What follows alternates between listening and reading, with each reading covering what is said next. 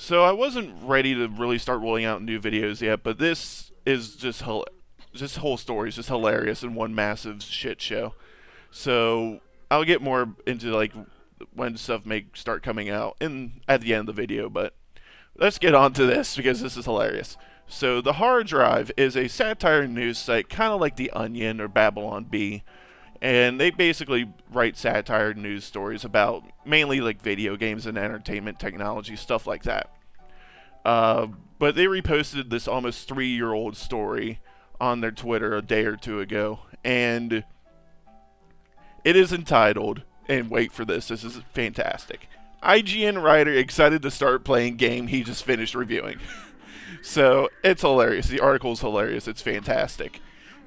But they reposted it a day or two ago, I guess, for some weekend content, and holy crap, the replies are just one massive salt mine.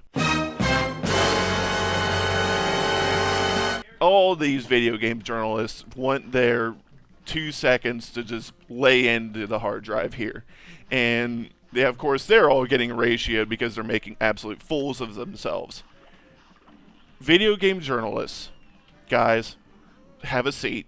You need to hear this. You are not special. You guys are no one. Literally anybody can do what you do. And many people already do what you do. It's called YouTube. So, video game journalists, IGN specifically, but video game journalists in general, have been getting absolutely bent over, really, for the past 10 years. Video game journalism has gone down the sewer drain hard. Video game journalism is the laughingstock of journalism right now. And it's down to the fact that YouTubers do it better. YouTubers have more personality and are way more entertaining usually.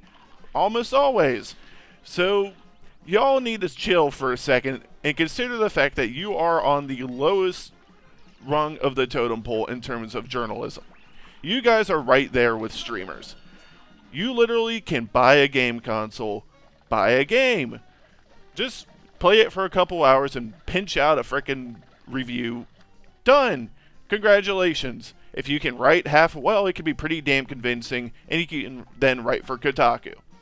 So, video game journalists, anybody can do what you do, and most people can probably do it a lot better.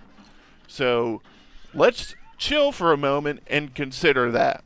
And if you're IGN, people have been doing it a lot better than you for a long time. Need I remind people about my Doom video? And how, too much water in Pokemon. I mean, the IGN memes have pretty much, they write themselves. Need we all remember the fact that they published a literal plagiarized review of Dead Cells? IGN specifically, y'all ain't shit, and y'all haven't been shit for a long time.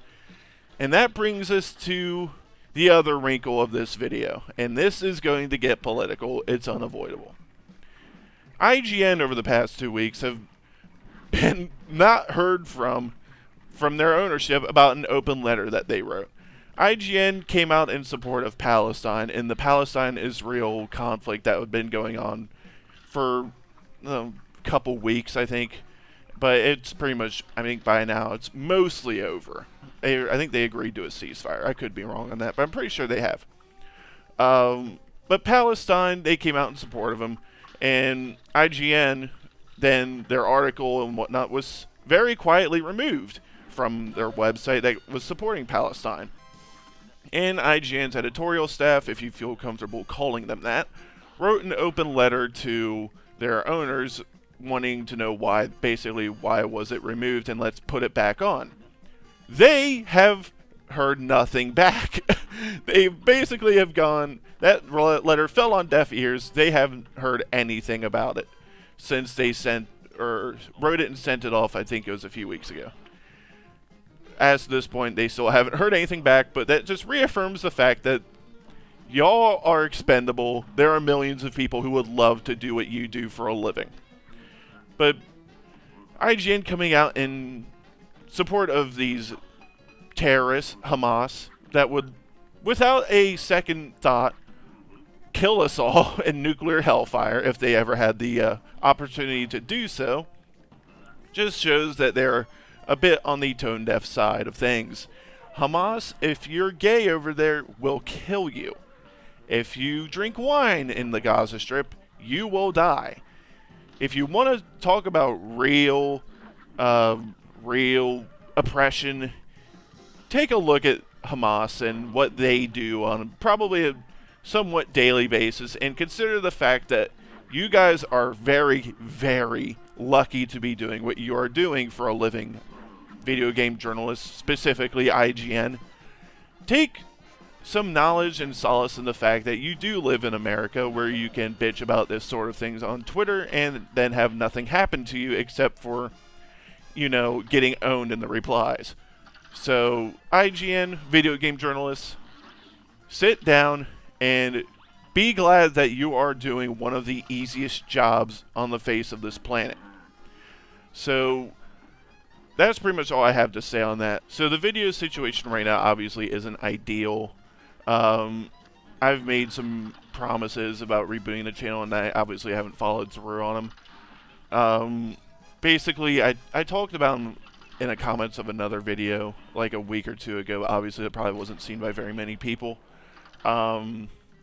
Basically, right now, I work a manual labor job, and, after moving stuff around all day, I don't want to come home and, work after work. Basically, that's the long and short of it.